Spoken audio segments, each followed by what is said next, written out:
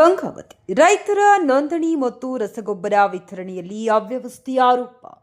ಗಂಗಾವತಿ ತಾಲೂಕಿನಲ್ಲಿ ರೈತರ ಗುರುತಿನ ಚೀಟಿ ನೋಂದಣಿ ಹಾಗೂ ರಸಗೊಬ್ಬರ ವಿತರಣೆಯಲ್ಲಿ ನಡೆಯುತ್ತಿರುವ ಅವ್ಯವಸ್ಥೆಗಳ ವಿರುದ್ಧ ಕರ್ನಾಟಕ ಪ್ರಾಂತ ರೈತ ಸಂಘ ತೀವ್ರ ಆಕ್ರೋಶ ವ್ಯಕ್ತಪಡಿಸಿದೆ. ಈ ಕುರಿತು ಗಂಗಾವತಿ ತಾಲೂಕು ಸಮಿತಿಯು ಮನವಿ ಸಲ್ಲಿಸಿ ರೈತರಿಗೆ ಸರಿಯಾದ ರೀತಿಯಲ್ಲಿ ಸೇವೆ ದೊರಕುತ್ತಿಲ್ಲ ಎಂದು ಆರೋಪಿಸಿದೆ. ರೈತರು ಎಫ್ಐಡಿ ಮಾಡಿಸಿಕೊಳ್ಳಲು ಹಲವು ದಿನಗಳಿಂದ ಅಲೆದಾಡುವ ಪರಿಸ್ಥಿತಿ ನಿರ್ಮಾಣವಾಗಿದ್ದು, ಸಂಬಂಧಪಟ್ಟ ಅಧಿಕಾರಿಗಳ ನಿರ್ಲಕ್ಷ್ಯದಿಂದ ರೈತರು ಸಂಕಷ್ಟ ಅನುಭವಿಸುತ್ತಿದ್ದಾರೆ ಎಂದು ದೂರಲಾಗಿದೆ.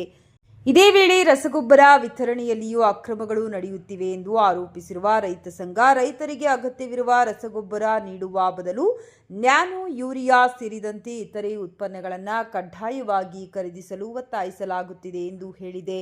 ರೈತ ಸಂಘದ ಮನವಿಯಲ್ಲಿ ಪ್ರಮುಖವಾಗಿ 2 ಬೇಡಿಕೆಗಳನ್ನು ಮುಂದುವರಿಸಲಾಗಿದೆ.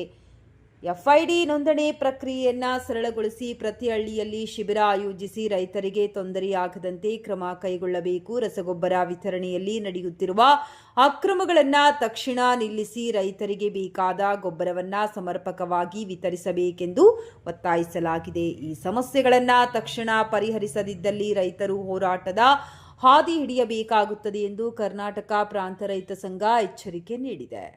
ಈ ಸಂದರ್ಭದಲ್ಲಿ CH Beerappa, Annapurna, Sharanappa, Beerappa, Omkarappa, Ramappa, Thimmappa Badiger, SK Revanappa, Muthappa, Dasappa, K Revappa, Anjaneya, Chinnappa, Virupanna, Yogesh Daniger, Shivarajappa, Manjunath Daniger, Hanumantharaya, Gurappa, Nagappa, Dunamela, Muthanna, Dasappa, Basappa ಇನ್ನಿತರರು ಉಪಸ್ಥಿತರಿದ್ದರು.